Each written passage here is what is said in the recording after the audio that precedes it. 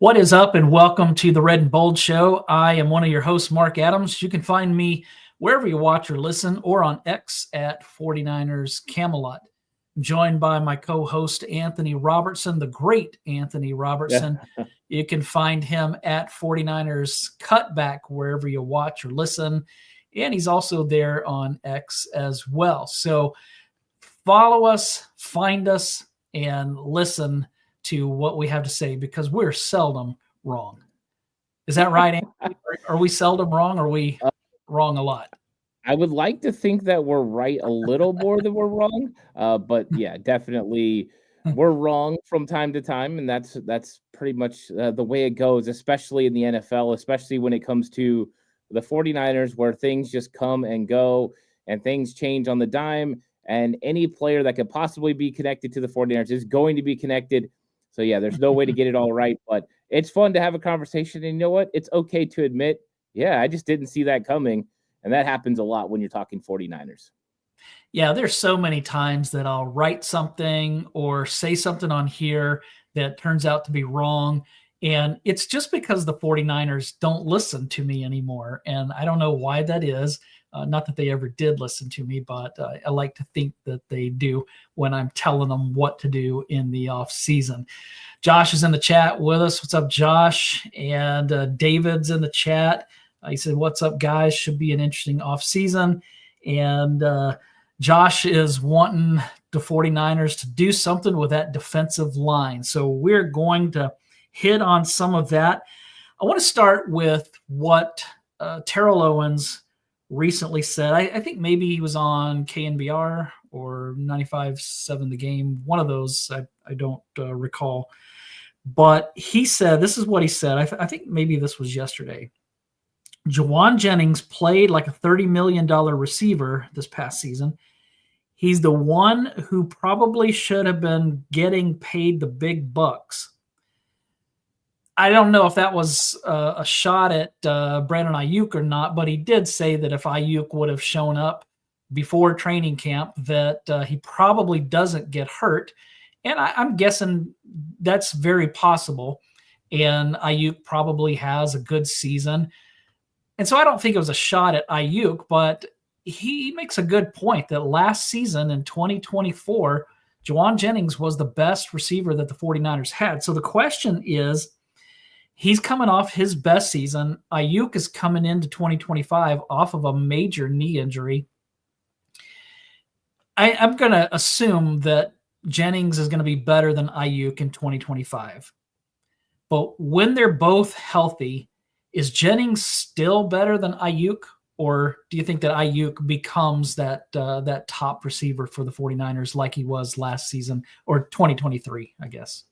Yeah, I think Brandon Ayuk, when he's at the top of his game, is a better overall receiver than Jauan Jennings. And that's not slighting Jauan Jennings. It's just Brandon Ayuk is one of those fringe top 10 wide receivers in the entire league. He plays the X position. This was the first year Jauan Jennings played it, and I can't say it's his natural position. But I think Ayuk just does a lot more. Some of the things that he does with his route running, it's just a little bit different. He can win a little bit more, with the deep routes and some of those shots down the field than Jauan Jennings can. It's just now we finally got to see Jauan Jennings highlighted. And I think that's what people are reacting to. And Jauan Jennings is a dog. Everyone knew that he was one of those big-time players that can make plays. And when he got more of an appetite or more of an opportunity, he was able to do some things with it. So I think Jauan Jennings, you're talking about what he did this last year, T.O. saying he deserves a big contract. Well, I think that, you are getting paid for what you did. So it was nice to see him do that. He just came off a new contract. And so I understand what T.O. is saying, but Ayuk, if he wouldn't have got hurt, I think he would have rounded into form at some point during the year and probably would have played better. But I think Ayuk has proven over 2022, 2023, that he is one of those guys that deserves big money. I don't know about $30 million a year, but I think that the contract he got was pretty close to what he had deserved as a top 10 wide receiver in the NFL.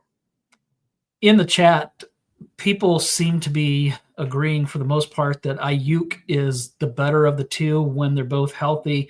Papa J said that with both of them healthy, I think they are equally as good. They're just a different kind of route running receiver. Yeah, they're different type receivers for sure. There was go to this.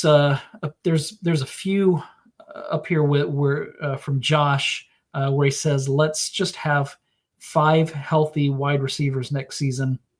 We'll be good with Debo, Ayuk, Jennings, Cowing, and Pearsall. So that's kind of leads into my next question. Are you concerned with the 49ers depth at wide receiver, or maybe not even the depth, but the quality? If you come in with Jennings, and because let's assume that Ayuk's not going to be ready to start the season. And when he does come back, he's probably not going to be the Brandon Ayuk from 2023. It's going to take time for him to get back to that point. Pearsall looked good down the stretch, those last handful of games. Debo, he was up and down, so who knows what's going to happen with him. I still don't believe that he'll be traded. So let's say that they have Jennings, Debo, Pearsall, and then at some point an Ayuk that's not 100%. Are you concerned? Can that group, I mean, you have to throw in Kittle as well because he's the best tight end in the NFL. Are you concerned with that group any? Do they need to bring somebody else in, or do you think that they'll be fine with that group, considering that McCaffrey should be healthy and hopefully they'll improve that offensive line? Where are you at on that group of wide receivers? Yeah, I mean, I'm not concerned about it. I think we've seen Juwan, play so well. I think we've seen Ricky Pearsall show some signs that he could be a big-time receiver. So I think you're expecting Ricky Pearsall to have a good offseason and then kind of grow into a bigger role within the 49ers offense. And I think that's what the 49ers were hoping when they took him at the end of the first round, was that he could help when this time comes around. And yeah, it's going to be a little bit of an adjustment because Brandon Ayuk may not be available for the start of the season. And if that's the case, the 49ers are kind of doing what they're doing last year. Without a true X receiver, it kind of puts everyone in different positions. But I think with Juwan Jennings and Ricky Pearsall, they do have the capabilities to do more. Now, the question will be, who is Jacob Cowing? How much is Jacob Cowing going to be ready to help the 49ers offense? Because if Cowing isn't ready to go and Kyle Shanahan doesn't feel comfortable with him blocking out there, you do have to have another receiver. So they might have to add on to that. Maybe it's somebody that they've already got. I don't know. But I think that there could be maybe a veteran or a kind of a low-level guy that they could bring in that could help this football team, because I do think they need to improve the depth if you're not going to get the help that you want from Cowing. Now, if Cowing is going to be ready to go and they're signing off on this guy going out and getting, the 15 to 20 snaps that he would have to get, then I'm good with it. I'm saying let's roll with these guys. When Brandon comes in, he'll work in and everything will be good. If not, then they do need to address it a little bit when it comes to free agency. And I think you find somebody that's low budget, cheap guy that you could plug and play that could help your football team and bridge the gap between Ayuk not being there and him getting there. That might help kind of get everyone back in the role, but increased role by Ricky Pearsall should help a lot. Yeah, I agree. I think that if he can become that guy that they drafted, that they believed he could become, then that takes a lot of pressure off for sure and gives Ayuk more time to come back and get back to the place that he needs to be. I saw that Larry Sports Talk here, 1777 memorabilia says, "Whoa, camera way too close." I am sorry, man. I have a different camera than I normally have, and my son just gave it to me to borrow for this podcast, this show, and I've not figured this thing out yet. So yeah, I see that it looks terrible, but I can't do anything about it right now. Didn't see it until right before we went on. So you'll have to forgive me. Just put your hand up to the screen and cover my face. That's probably what you do anyway, because nobody wants to look at me for very long. So that's right. I can try to stay back more, or maybe I can come up more. I don't know. It's just going to be what it is. Let me transition to something different. I want to know what your top 3 positions are that the 49ers absolutely have to upgrade this offseason. There are multiple spots, but what are your top 3 that they have to get better at this spot? I think first off is defensive tackle. They need to get a lot better when it comes to the interior defensive line. And I think that one's probably the most clear and evident because you have two guys left, really, Jordan Elliott, Malik Collins, and then you have some young question marks. But you don't even have Kevin Givens. He's going to be a free agent. You don't know if he's going to come back, so you're missing depth there. I think they need to address defensive tackle in free agency, probably in the draft as well. I would say that's number one. Number two, and I've gotten some pushback on this, I think it's linebacker. And a lot of people are saying, no, it has to be offensive line. And the reason I say linebacker is because I don't know what's going to happen with Dre Greenlaw. If you told me Dre Greenlaw is going to be on the 49ers, I don't have linebacker nearly this high. But the problem is we don't know. And we've seen what happens when there's a linebacking crew that doesn't have Dre Greenlaw in it. It's just not as good. Right now, Fred Warner is out there with D. Winters. And I love D. Winters, but D. Winters has not been great against the run, which means if he's going to be out there for all the snaps, I'm concerned about him when it comes to stopping the run. He's great in coverage. And so I love D. Winters' growth, but I don't think he's ready to step into that role right now. Maybe he will be next year or the year after. I'm not sure. But when you look at the cupboard at linebacker too, it is bare. Jalen Graham, nope. Demetrius Flanagan-Fowles could be gone. I think a lot of people are ready for that to happen. Curtis Robinson's coming off a major injury, and he's a free agent. You've just got so many questions. You got Tatum Bethune, a 7th-round pick. Now, he is good against the run, but I don't think he's proven it in coverage yet. So they've just got answers at linebacker, and I know that's not what everyone wants to hear, but that's the truth. Now, if you tell me that Dre signs and you got him and D. Winters, then all we're doing is adding depth. I feel a lot more comfortable. And then number 3 has got to be offensive line. You've got a center position that needs to be highlighted and upgraded. You've got a left guard position that is open. And so I do think that is a big place for the 49ers to hit. And I would throw in that there's also still got to be something done with the kicker position. They've got to bring in somebody to compete with Jake Moody because Jake Moody was missing out on points. He was costing field position, and he was losing football games. So that's another one. But, yeah, defensive tackle, linebacker, offensive line. And as soon as Dre signs, offensive line jumps to number 2, and that's just kind of how I feel about it. Yeah, I agree with all 3. Just the exact same way. Defensive line, they have to put a lot into that. Offensive line, for sure. And it all comes down to Greenlaw. If he's back, then I'm not as concerned about linebacker, but if he's not, then that's a problem. I want to see what everybody in the chat saying. Josh said defensive tackle, edge, and center. I would agree with those. David said defensive tackle, interior, offensive line, free safety. It'd be great if they had a free safety back there that could do some Earl Thomas kind of things. Let's see. Jason Massey said, finally someone agrees with me about the linebackers. Papa J says center, defensive tackle, and kicker. Let me see what else we have here. That's about it on everybody's preferences, but yeah, I think that we're all kind of on the same wavelength there. So there are a couple of guys who either have been told that they're going to be traded or who want to be traded from other teams that people keep saying, hey, the 49ers should do this. One is Cooper Kupp, who the Rams said are trading him. He doesn't want to be traded, but it sounds like that's what is going to happen. What do you think about Cooper Kupp? I'm definitely not in favor of that, mainly because of that contract. And what do you think about Myles Garrett? I seriously doubt either are going to be traded to the 49ers. One of them I'm totally against. The other one I would love, but just don't think it's going to happen, and that's Myles Garrett. What do you think about those two players potentially being traded somewhere else, possibly even to the 49ers? Yeah, I think it's Dan Orlovsky, right, that was saying that Cooper Kupp to the 49ers was something they should call about. And I don't think there's any chance Sean McVay allows Cooper Kupp to come to the 49ers, number one. Number two, I don't know if the financials make sense. I don't know if Cooper Kupp makes sense for the 49ers right now. Love the player, don't love the fit. So I agree with you on that. I don't think he's coming. I don't think there's a possibility, and it just doesn't make sense.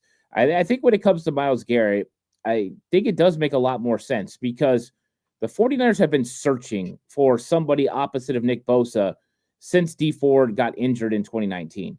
And really, D Ford was supposed to be the answer because originally it was supposed to be Khalil Mack that was going to be the guy they were going to build around, but they couldn't get that trade done. Mm-hmm. Then they added D Ford. They end up getting Nick Bosa, and then, hey, everything's going. You've got everything going on that defensive line. But since then, they just haven't been able to figure it out. Whether they've drafted, whether they've signed free agents, it hasn't worked. Myles Garrett is the ultimate player to play there. He's better than Nick Bosa. I mean, he's that good. Now, the draft capital is going to be steep. You have to decide if you're willing to give up, potentially 2 number 1 picks to get Myles Garrett. I know a lot of people are saying, hey, it'll take a 1, a 2, and a 4. Whatever it is, it's going to be costly. And then financially, he's probably going to want a new contract at some point, whether that's right away or later on. I would say as long as you could get him to where you could structure that contract, I trust Parag Marathi to be able to structure it to work out for the 49ers. But with that being said, there's going to be several teams around this league that are going to be willing to overpay to get Myles Garrett, to get somebody that they could put out there that is the face of their defense. I think it would be a great move for the 49ers because I think it would signal we're all in on winning. And I'm telling you, that would change this defense so much. It would make things more difficult for the offenses than I think we've ever seen for the 49ers. So that would be so big. But there's going to be a lot of suitors. And can the 49ers risk going all in and giving up a lot of draft capital to get him? I'm not sure. They might need Myles Garrett's help. They might need him to say, you know what? I want to play for the 49ers, or they got to be the best team of the teams that are going after him. So it's not going to be, at least it won't be a team that's bad because he wants to play for a winner, but it's going to be interesting. And I would say the odds can't possibly be in the 49ers' favor, but man, I would love to see it. I would too. He's definitely an upgrade over Nick Bosa, with all due respect to Nick, but Myles Garrett is elite. He's better than Bosa. If he's not the best pass rusher in the NFL, he's one of 2 or 3, I would say. The problem is going to be that they're going to have to work out some kind of extension, some kind of new contract with him. And depending on what happens with Brock Purdy, I'm just not sure how feasible that's going to be. I mean, yeah, they can manipulate the cap, but you can only do that so much, right? And so I don't think it's going to happen. My fear is, let's say Cleveland decides we're going to trade him, but we're not going to trade him in the AFC. Do you want Philly getting him, or Detroit, or the Rams, or the Packers? I sure don't. Or the Vikings. I don't want any of those teams to get him. Sure don't want the Chiefs to get him. Can you imagine him with Chris Jones? I mean, good grief, that would just be unfair. So I don't know. It's a little scary. There was somebody here in the chat. Great 1765 says Purdy for Garrett. There's no way that's going to happen. But how would you respond if they said we're going to trade Brock Purdy for Myles Garrett? Yeah, maybe your defense is going to be great, but who's going to be throwing the ball? Well, I'll tell you right now, what that would mean is every 49er fan better just get ready for Kirk Cousins to come to town, because that's exactly what would happen. Brock Purdy goes to Cleveland. Yeah. You get Myles Garrett, and then, yes, you would get a Kirk Cousins or a Sam Darnold. My guess would probably be Kirk Cousins, who's already been pondering his future with Atlanta, signaling he's going to probably be released from there. So, I mean, that's what you got to decide. You want Myles Garrett and Kirk Cousins, or Brock Purdy and whatever. But Cleveland would also have to want to pay Brock Purdy, right? They're going to have to get him a new contract. They already got Deshaun Watson's terrible contract. So I don't know if it makes sense, but that would be my guess. It would be Kirk Cousins and Myles Garrett over Brock Purdy. That would be interesting. I love Brock Purdy, but that would be an interesting. And the 49ers, they for whether you're a content creator or a writer or a beat writer or whatever, they don't make the offseason boring. They're always doing something. I don't think that's going to happen. I think they're going to extend Brock Purdy, just like we're all thinking. But that would be interesting to see. Let's talk first round of the draft. We have plenty of time to talk about the draft in the coming weeks. But at pick number 11. I'm gonna ask you will and should. Will the 49ers draft offensive line, defensive line, or some other position? And what do you think they should do at that spot? Yeah, it's interesting. I've actually been going through and breaking down every offensive lineman, defensive lineman, edge rusher, and then I'm going to get into some of the other, off the wall type ideas for number 11. And I think the initial conversation for most 49er fans and content creators and podcasters and everybody was, hey, offensive line at pick 11, this is the highest we've been in a long time. It's time to get that eventual starter that could replace Trent Williams when he retires. And I think when you first get into breaking these guys down, you find out that, they're pretty good players. Kelvin Banks Jr., Will Campbell, Josh Simmons. These guys are really good offensive linemen. Question marks for some of them. With Josh Simmons, it's injury. With Will Campbell, it's can he play left tackle in the NFL? And for Kelvin Banks, it's can he be consistent? So there's question marks. But you're going to have question marks with any of those guys. My problem is I don't know if the 49ers see enough value in offensive line that high. I think the Mike McGlinchey draft pick might have burned him. I think when they drafted him, they knew he was going to play right tackle, and then eventually he was going to move over to the other side. He never developed. That's a top 10 pick on an offensive lineman that probably didn't give you the production that you wanted. So they kind of started developing a different mindset. Remember, that was a different O-line coach at the time. That was John Benton. Now it's Chris Forster. And now it's all been about finding a guy that we can maximize, but getting him in middle rounds so we can maximize our team roster with very talented players. This is why I think they value defensive line more in the top part of the draft than they do offensive line. And we can scream to the heavens that we could draft one of these guys and they could start over Colton McKivitz, or they could start at left guard and your offensive line would be set. And there's no arguments from me. I think these guys would be phenomenal. But I will say this, there are some tremendous edge rushers and some pretty good defensive tackles. And I'm not talking Abdul Carter. I'm not talking, Mason Graham. Those guys are not going to be available for the 49ers at 11. But there's still other guys that are possibly going to be ready to go. And I think with that much talent, the 49ers are going to be pulled in that direction. And then you've got Matt Mayoko throwing things out there like Tyler Warren, the tight end from Penn State at 11. And that's taken us in a whole other direction. So I think that as much as everyone wants them to go O-line, I think when it's all said and done, they're going to go defensive line. And I can't argue from my own point of view, because when I look at it, I value the defensive players a little bit more than I do these offensive linemen who I feel would have been probably picks 18 through 32 last season. So that's just kind of where I have them right now. Now, it always changes a little bit with further evaluation, but I like these guys. I'm not sure I love them as much as I loved like Joe Alt and some of the guys last year. Are you in a position to,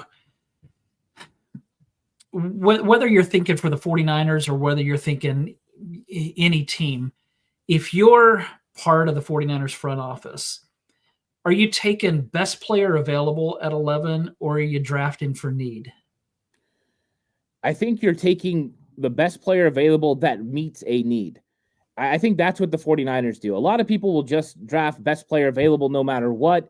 And I think some just draft for need. I think the 49ers like to get as many of their needs figured out as they can in free agency. And then they go best player available that meets a need. And if it might not be a starter, but it might be somebody that you see a starting role coming up next year, somebody that's going to be a free agent, you can fill that hole. But I think when it comes to a first round pick, and I think almost every NFL franchise believes this, that first round pick needs to be able to make an impact in year one. They need to be able to help your football team in some manner. So if you're getting a guy at a position that you are completely stacked, you're wasting a pick. And I know they might end up being great down the road, but you need instant impact because you need somebody that can help your football team now. And so I think that's kind of how the 49ers see it. But I do think if it comes down to O-line, D-line, they always are going to take the defensive lineman. But a lot of people are starting to throw out skilled players because of what Chris Forster said last year that he told Kyle, always take the skilled player because we can make something happen with these guys in later rounds. And I think this is probably counterintuitive for the thought process for fans, but Dominic Pooney kind of proved that. You got him in the third round, he's a starter and probably going to be a Pro Bowler in the next couple years. So it kind of proved Chris Foerster's thought process correct if they can hit on some more Dominic Pooneys.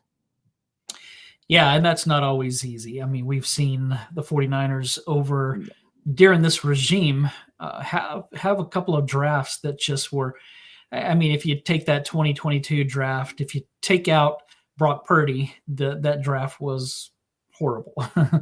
2023 wasn't great, but yeah, it's hard to determine what to do. I know that the draft is a crapshoot, and if Belichick missed, Bill Walsh missed. I mean, it just happens. It's hard to there's just no exact science to it. It's hard, I'm sure. And I'm glad that I'm not in that position. What do you think is going to be the bigger focal point this offseason? Correcting the run game on offense or fixing the run defense? Run defense. I think you focus on fixing the run defense, because if you can't stop anyone, then it doesn't matter what you're doing on offense. You don't want to get into shootouts. You want to stop the opposing team, and then you feel like with Kyle Shanahan and the weapons that you have on offense, you could do enough. And I don't think they're that far off when it comes to fixing the run game. I think that there's a couple of things. Number one, you don't need to be on running back 5 or 6 when you get to certain points in the season. Having a healthy Christian McCaffrey, having a healthy Isaac Rendo, and potentially Jordan Mason, we'll see what happens with him. I think those will make a big difference, but also they need to get better play from left guard. They need to get better play from center. And if they can upgrade those 2 positions, then I think this offensive line is going to go a lot better. And one of the sneaky things that the 49ers need to do, and Chris Foerster shed light on this, is, in fact, I touched this on my video yesterday, they need to improve tight end too. Chris Foerster talked about how important it was not having Charlie Warner and how much that hurt the football team. You go back to 2023, the 2 highest ranked tight ends, according to PFF, George Kittle and Charlie Warner. That's how good he was blocking. He was just phenomenal. And so the 49ers need to make sure they address tight end too. Eric Saubert's not the answer. Jake Tunges is not the answer. Braden Willis is not the answer. They need to address it. I think they need to go get a blocking tight end in free agency, whether that's Tommy Trimble or Mo Alley Cox or somebody like that, or even an Austin Hooper that could do both. They need to go get one of those guys, and then they need to address it in the draft as well. It doesn't have to be a blocking tight end in the draft if you get one in free agency, but they have to get a one in one way or the other. They have to get a receiving and a blocking tight end, and I think that will tremendously help the run game as well. I want to get to this question from David. He's asking, would Tyler Booker or Donovan Jackson be a fit? Yeah, you know what? It's interesting because Donovan Jackson is actually a guy I just broke down over on Patreon. And I love Donovan Jackson. So Donovan Jackson is a left guard from Ohio State. And he played left tackle down the stretch because Josh Simmons got hurt. And I love his footwork. I love his ability. He gets to the second level well. Everything about him is pretty good. Like, technically, he's good. He's strong. He's got a good anchor, which I loved about Dominic Poonie. He has the lateral quickness to be able to hang with the speedier inside rushers, but the anchor to hang with the guys who are big and physical and can push him back. I think Donovan Jackson would be a great pick if he's available at 43. I don't know if he's going to make it that far. I think he could be one of the guys that trends up as this process goes on, because I think he's a clean prospect. But at 43, I would absolutely run this pick in. I seen Donald Johnson earlier say D-line round 1, O-line round 2, and that could be a way to go about it. Is Donovan Jackson in round 2, I think, would be a scheme fit. I think he would work for the 49ers. I think he would do a really good job. This is plug-and-play left guard. This would be guy you could start day one. My guess is, though, you would probably re-sign Ben Barch and have those 2 guys compete. But I love Donovan Jackson fitting in that role. And so I think he would be the guy I would go with. And I know he brought up Tyler Booker, and I like Tyler Booker as well. I think Tyler Booker's probably going to go a little bit higher than the 49ers want to spend. So I don't think it's going to meet. I think that's why I kind of talked about 43 for an interior offensive lineman. Because make no mistakes, the 49ers do not draft interior offensive line in round 1. It's just not going to happen. The highest they've drafted interior offensive lineman under this regime was Aaron Banks, and that was in the 40s. So that could be a hot spot to go ahead and get your next left guard. Yeah, what did when Harbaugh was here, they drafted a guard in the first round. Mike Upati. Yeah. That's the only one that I can remember. I mean, the guy McIntyre, that was a Walsh guy. Was he a first rounder? I don't think so. He I was pretty thought he high. third rounder. I thought. Okay. But I can't be for sure. Let's see. I just lost a question. Oh, Kenny's asking, don't we already have Mason Pline? Does he have a future here? What happened with him? Practice squad. So Mason Pline was getting a lot of conversation coming from content creators and sports writers. Like they were talking up, and there were some people leading the charge on Mason Pline. I think that's kind of gotten everyone's attention of who Mason Pline is, but Mason Pline has a lot of development to do. He's got a long way to go. We're talking about a guy that barely played in the preseason. When you are a player that's a long way to go. So I think expectations on Mason Pline this year, that might be a little bit too much to ask from the young guy. I think it could be 2 or 3 years. And I think Josh said the same sort of thing in chat. So I think the 49ers, they like Mason Pline, but let's see what kind of jump he makes year 1 to year 2. But he is nowhere near being able to help this football team in any capacity. We'll see. Maybe it'll change. Maybe we'll get to training camp and it'll be like, oh man, Mason Pline is really showing some things, but there's a lot of development that needs to happen there. Yeah, he's pretty raw. And like what you said, he hasn't played a lot of football. So that's not somebody that I would anticipate the 49ers being able to rely on anytime soon. I want to get to this in a minute. This is the first time that we've had a show since Robert Saleh was rehired. Also a brand new special teams coordinator. So I want to get your thoughts there in a second. But first, I want to ask about one offensive player, one offensive starter, and one defensive starter. That would be Dre Greenlaw. Do you think that he'll be back?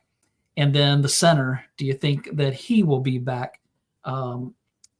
Either of the, I mean, we know that the center, Jake Brendel. Yeah, Jake Brendel. We know that he's going to be back, but will he be the starter week 1? Will Dre Greenlaw be the starter week 1? What do you think about both of those? I think Dre Greenlaw is going to end up coming back. I think there's motivation. The kind of the way that Nick Bosa talked about, Robert Saleh is adamant that Dre Greenlaw is going to come back. And I think Kyle Shanahan and John Lynch were pretty adamant that they want him back. He wants to come back. They want him to come back. I think that they end up getting it done with Dre Greenlaw. I'm less sure about, other defensive players like Talano Hufanga and stuff. But with Dre Greenlaw, I think they're going to make it a priority and they're going to go out and they're going to get this done.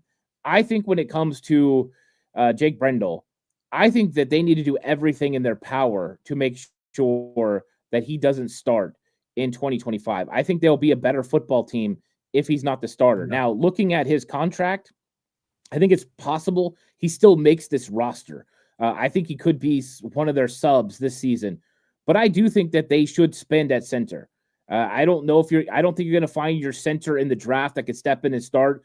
So you're going to have to address it in free agency. And I think it's got to be somebody like Drew Dahlman. Now, it could be somebody that you already have on your roster. They did sign Matt Hennessy, and Matt Hennessy used to start before Drew Dahlman took over. So maybe Matt Hennessy could give him a chance and a push.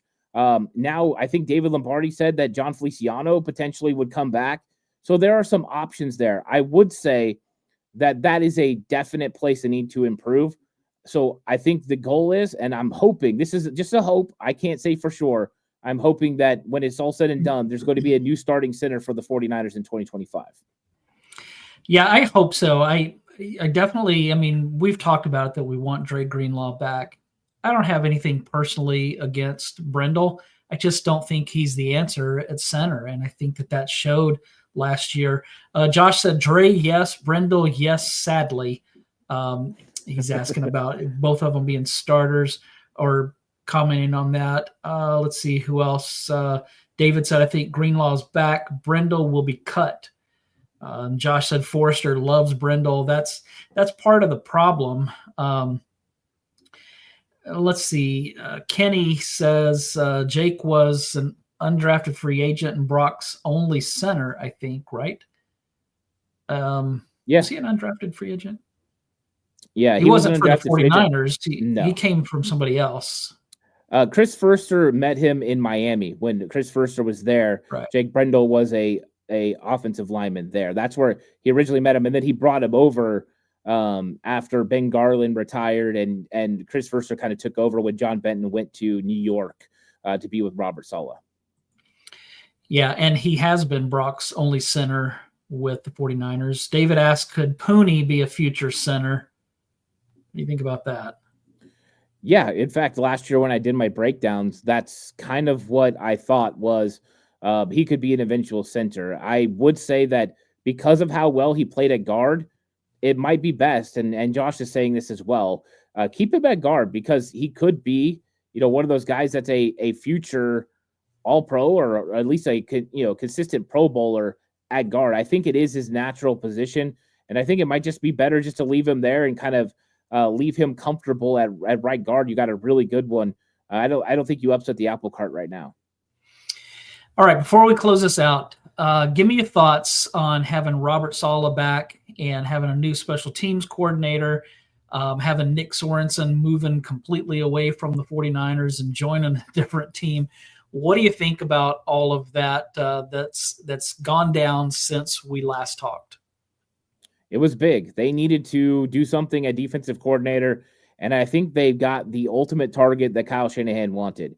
You're talking about scheme fit, check. You're talking about just fit when it comes to personality, check. You're talking about a fit when it comes to mentality of the defense, check. It was going to go ahead and do everything you needed it to do, and it was the perfect pick for the 49ers because you don't have any questions about whether it's a fit or not. It's a culture fit. Everything works. If Fred Warner, Nick Bosa, they're going to buy into this. They already played for him. So it was an easy sell. I just didn't think Robert Saleh was going to come back. But now that he's here, I'm ready for it. All gas, no brakes. Let's get it going. Let's get this defense back to where it should be. And I think that that's a great thing for the 49ers. I think we get a huge upgrade. This is the best defensive coordinator that we had since DeMeco Ryans. I don't think it's close. And now you're getting even a more improved Robert Saleh because you're getting a guy that's now been a CEO of a football team and had to oversee all operations. So now when he's over the defense, he can see it from that holistic view. And so he can be even better with his position coaches. And also, when Kyle needs to turn around and look at his offensive players and talk during a game, he can trust Robert Saleh to manage the game from the sideline. If he needs to call a timeout, he needs to do whatever. He can tell Kyle, hey, we need to call a timeout right now. Hey, you need to challenge this. Kyle doesn't have to worry about those operations anymore. Yeah. I think that's really huge. And when it comes to Brant Boyer, I think that this is a good one. This is actually one of the guys I brought up when I first looked at special teams, possible replacement for Snyder. And it's a good one because Robert Saleh had been with Brant Boyer for 4 years. He can sign off on who the guy is and what the guy's about. So then Kyle just had to get a feel for who he was as a person. But that type of connection always works for Kyle Shanahan. It's usually a recommendation by someone he trusts wholeheartedly or someone he's worked with in the past. And so Brant Boyer's that guy. And this guy has put together top 10, top 5 special teams units throughout the past and lived through several different head coaches with the New York Jets. I think it was great. Kyle no longer has to worry himself with special teams or defense. Those are taken care of, which means he can turn his full focus into offense on game day and then just kind of overseeing everything from day to day. I thought it was phenomenal. He was bullish and he got it done. He got his guys, and now 2025 is looking pretty bright. Yeah, I'm definitely excited about both hires, especially Saleh. It made me nervous that he seemed to be option A, B, and C, and there wasn't much left behind that. But I think there were others, but it was taking so long because Saleh had these head coaching interviews that it just, you had some of them like Jeff Ulbrich and some of the others that we later found out that they were interested in. Those guys were getting jobs elsewhere. And so there was a point that I was getting a little nervous that if Saleh didn't come back, who were they going to get? And so, it worked out, and I'm very happy for that. So, Hey, that's all that we have for today. Thanks everybody for joining us, especially those in the chat. The chat was really hopping today, so great to see that. Make sure you like and subscribe to both channels. We would appreciate that. And get on Patreon. Go check out 49ers Cutback. Ant does a lot of great things there, so make sure you go support him there. We would appreciate it. We're going to work on Wednesdays has been our day for doing this show, but we're both kind of going through some job changes. We don't do this full time. This is what we do just on the side. And so we both are going through job changes at the same time, which is really strange. But we're committed to doing our best to keep bringing you content from Ant that's really good and from me that's probably annoying. And so we're going to keep doing our best. But it may look a little different. We may have to find a different day, but we'll figure that out. But in the meantime, thanks so much for joining us. Enjoy the rest of your week, everybody. Stay safe, stay healthy. We'll see you next time.